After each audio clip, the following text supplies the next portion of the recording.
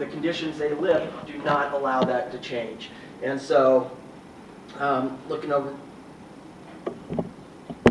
although the Denver population overall, 48% of the population in the Denver area are people of color, it is 62% children.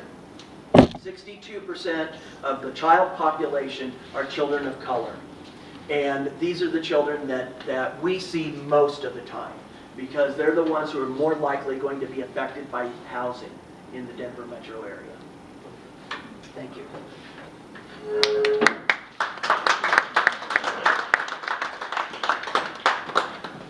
So we will open the floor to questions. I've received a few questions here that I'll read off, and I also want to thank the panel for speaking of your agencies and giving us the raw data that we need to have. The first question I received: where is it? Availability of scattered site housing, and what's the process? That might be for me. Yeah. Yeah. So we have, well, two points I guess to make there. One is the Housing Choice Voucher Program, which is the commonly referred to as Section 8 vouchers. That is where families have, if they're assigned a voucher. I'm sorry. So in terms of dispersed scattered housing options, the Housing Choice Voucher is the primary way that a family can choose their neighborhood that they live in, and that can be scattered. It can be in an apartment building. As I mentioned, we had 23,000 folks sign up for that program for next year, for 2015. If we pull 1,000 of those numbers, that'll be a good year. So the demand, way outstrips our supply of those vouchers. But that's one way that folks do it. We are seeing more and more families, in order to find an affordable single-family home, particularly if you have a larger family, they are going out to the inner ring burbs, whether it's Aurora, Jefferson County, Adams County, because that's where there are more of those units available. And we've allowed that to happen so that families have maximum choice. On the public housing side, about 1,000 of our 3,800 public housing units are dispersed, so they're not in one of our road types or mid-rises. And when we can, we open up the waiting list and have more people. Why don't you give the definition of scattered site housing to those who don't understand what that is and the difference? Thank you.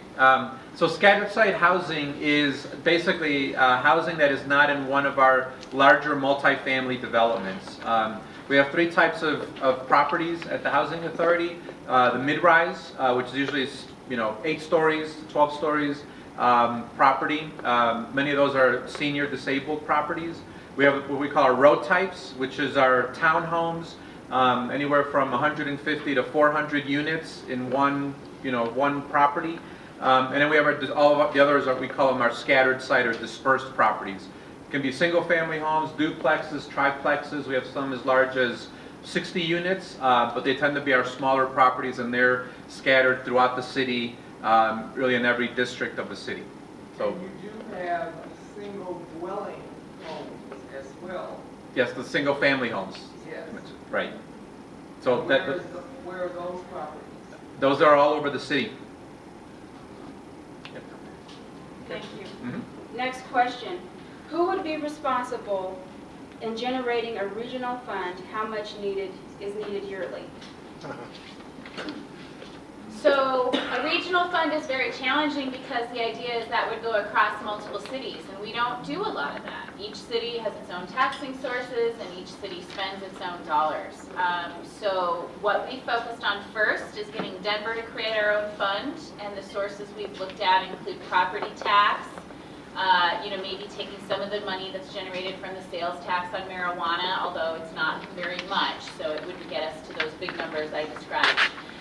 We have had some conversations in other regions. They have used all of the groups that work together on transportation funding, like the Denver Regional Council of Governments that you heard from, and created something of a regional fund there.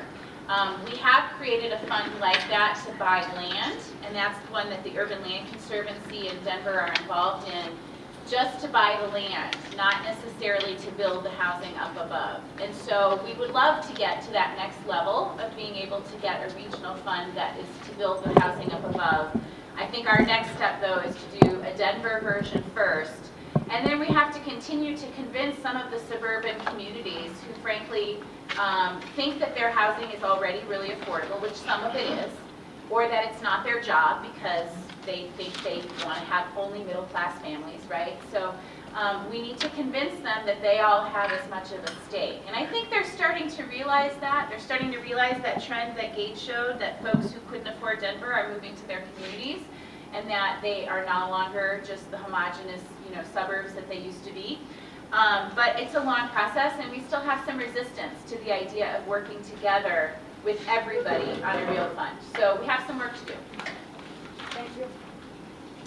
The next question, is there one point of convergence where each individual plan can be accessible in one location? And that's from the Denver Women's Commission.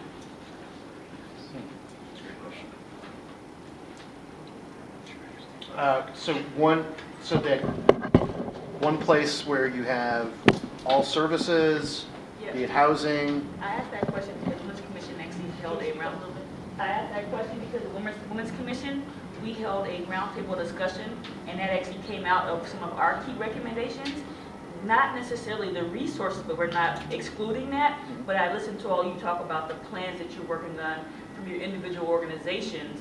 So is there one convergence where those plans will be accessible for the community? That's a great question. I was going to say, in the work around the TOD, the Transit-Oriented Development work, there is this regional fund that I was sharing with you. It started just in Denver. It was a $15 million fund. And that was very intentional to buy buildings and land right at transit stops, both rail as well as high-frequency bus. It was also very important that what comes out of it is not just one thing. So not just housing, for instance, not just affordable housing. Can we get other uses? Office, commercial, and I'll give you an example. On Colfax and Irving, just on the west side of town, we bought a site using that fund. We have 80 permanently affordable housing units that a nonprofit developer, Del Norte, did. You've got 10,000 square feet of nonprofit commercial office space. You have a new library, the Corky Gonzalez Library that's getting built. And then the last piece is a 20,000 square foot commercial building. So there are opportunities to do that. I think there's a lot more work that's needed to be more intentional about it. And I would say, again, it gets back to what other resources, because the fund can do that initial acquisition piece, but you need those dollars to support the vertical, the going up the construction side. So having equity is really, having those other resources in place. I think Kim's asking about a website. I think she wants a website where instead of having to look at each of our individual things, she can go and find all the information. So, am I? Right on. Yes. Okay, so we should talk about whether the city can do a better job of that, or whether something like Mile High Connects, which is a coalition that a lot of folks are involved in.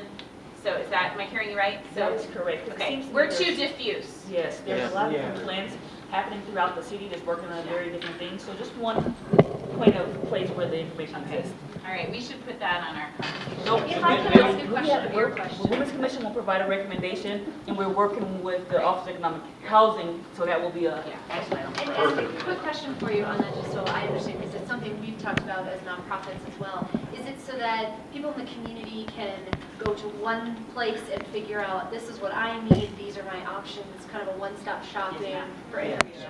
Okay. Let me pose on that. I have a little bit of a different school of thought on that. Information could be provided on a central basis, but community development and community need needs to be at the local level. So I'm an advocate of decentralizing and giving access to neighborhood folks at the neighborhood level. If you're seeking information, in this day and age, we can provide it on a web-based site. But decentralizing community development and need is more an advocate I am for, as opposed to a centralized piece. Can I just add one more? I'm sorry. I want to real quickly just speak to a piece of that because it's exactly what we've been working on for, when I say we, that's my company, for good amount of meetings and trying to figure out all of the tweaks and the this, that, the other thing. So that's almost to a completion point now, where it can be done through either cause related, and so, you know, it could be that, it could be housing, it could be whatever, and also by zip code. It can be done by neighborhood groups, it can be done, so we've done a lot of work with that, so I'm gonna leave it there for now, but it's something we can definitely talk about further. What's the We have the company? tool, we have the tool. Diversity Dynamics is my company, it's not, we're not launching it yet until we have proper partnerships. I'll add something that for at HUD on our website, since we deal with, well, we cover a 6-state area, but you can search. If somebody is looking for housing, I know this isn't the plan, but it gets down to if somebody's interested in finding a place to live. There's a web-based search they can do. They can put the name of the community, they can say if they want a 2-bedroom or if it's elderly, and it's out there for them to do it. If they don't have access to a computer, we'll certainly provide a hard copy. That's different than all the plans that everybody's working for, but that's one little piece of providing some information to people who are looking for affordable housing. So the next question, sorry, we're running out of time. Oh, I'm sorry, go ahead. I'll try to be brief. You know, as providers, I understand what you're all saying about centralizing or decentralizing.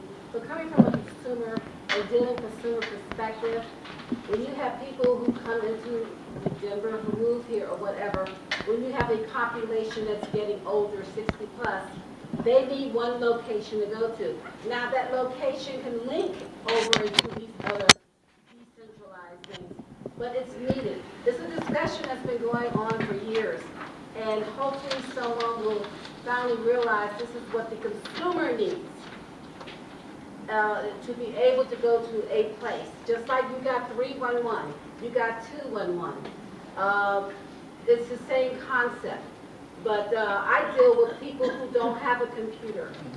So Right. I like to be, Dr. Cog has as the network of care.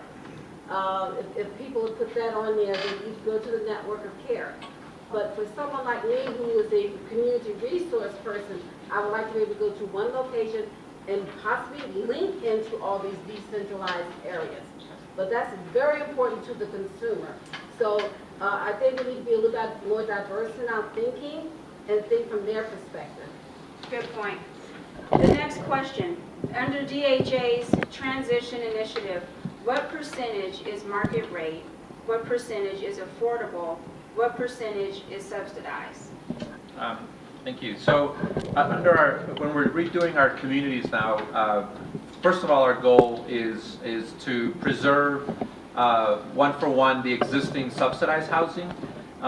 The way we reach that goal is through higher density development on the same site where we had the old traditionally public housing sites. So the ratios that so our model in terms of the ratios is 1/3 subsidized, 1/3 affordable, and then 1/3 market rate. And that's the ratio that we've used. Benedict Park Place, Mariposa, as we're looking at the Sun Valley neighborhood where we have our public housing sites. That's the ratio that we're going at. So the first third is the 1-for-1 replacement of the existing public housing. And then again, because the need is there, we add more additional affordable housing through the tax credit program. It's not subsidized, but it's income restricted. And then the last third, and these are all approximate, is market rate housing. And that's to help diversify the neighborhood and make sure that we have the full income brackets represented there. We also do, our goal is also to diversify between rental and home ownership. So we're always looking to also add home ownership opportunities in those communities, both market rate as well as affordable. And Habitat's actually been a great partner in helping us in some of those neighborhoods bring in affordable units. But we're also talking to the market rate developers to ensure that they include some level of affordability in their for sale product. And when DHA says affordable, what's the price point of affordable for DHA? What does that look like? For the price for all? sale? Yeah. The for sale product? Well, for sale as well as a rental? What does that Yep. look like? So obviously our average income for our subsidized properties is about $11,000 annual income. So it's, 15% of area median income maybe. Or what's the cost of the housing itself? If I wanted a affordable house under DHA, what's that? Is that So- 250,000, 125,000? Oh, so the for sale, the for sale is, we haven't actually done for sale for a while because we can't build it. Our homeowners, when we're helping families move into home ownership, they tend to be about 60% of area median income, and these numbers are not going to be precise.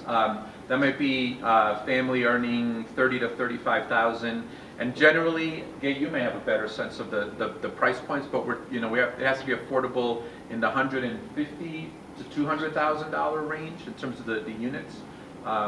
That's not an area that we do directly in terms of the development of the for sale product. That's where we partner with folks who do the for sale product. But we're targeting affordability, I would say, in the 50 to 80% of area median income range. Carolyn, I'll just use an example because we're building the affordable, or some of the affordable for sale in the Mariposa project. And those will be about $200,000. And we sell them with a zero interest loan, which was certainly what makes that much more affordable to somebody who's, in that $30,000 income. In the Globeville community where we built together, those properties were about $160,000. So just to give you a sense of what that looks like. Thank you. The next question, is the affordable housing in Stapleton only for first-time home ownership? It is called first-time home ownership, but it doesn't mean that this is your first time owning a home. It just means that you don't have to have another rental property and become a homeowner. You may have had a home 3, 4, 5 years ago, but it basically means it's going to be your primary residence, and that's what the program is about. Next question. This is from the Asian Pacific Commission. Has anyone considered EBS funding sources for affordable housing project? If not, why? If so, what projects? EB5. EB5. Oh, 5, I'm sorry. Handwriting. 5. I can just say that I know one of my colleagues on the city council, Alvis Brooks, has looked at that source, and Can you so. describe what it is? Yeah, it's a federal program whereby a foreign investor is allowed to invest dollars into projects in the United States, and in exchange is able to get citizenship or permanent resident status. So it's to encourage foreign investment. $500,000. I don't know if you all know if we've looked Yeah, at I it know specifically for housing. the Housing Authority is looking at that.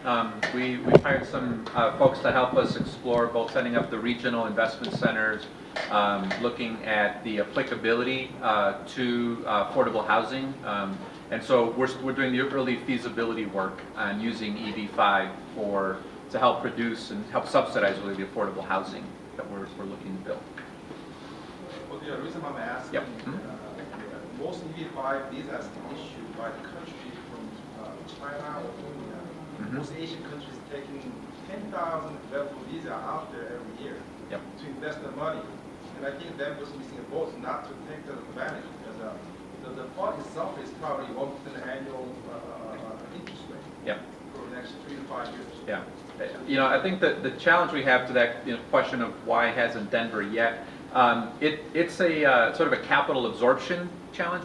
You have to have a large pipeline to be competitive with where other investments are going, because it's a lot of upfront cost to create the relationships and the regional investment center and so forth. So I don't disagree with you. We're a little behind in times, but I know we've been talking about it for affordable housing. I know the Office of Economic Development has been looking at it for other opportunities. So we may be late, but we're there. We're trying to have those conversations. Next question. In regards to the middle class, we seem to be left out in all affordable housing talk. How do we factor in the future development of Denver? Well, I will say that we are trying to, when multifamily, 30 units or more are built, that is where the inclusionary housing ordinance will require 10% of the units. So that's a middle class tool. We have down payment assistance.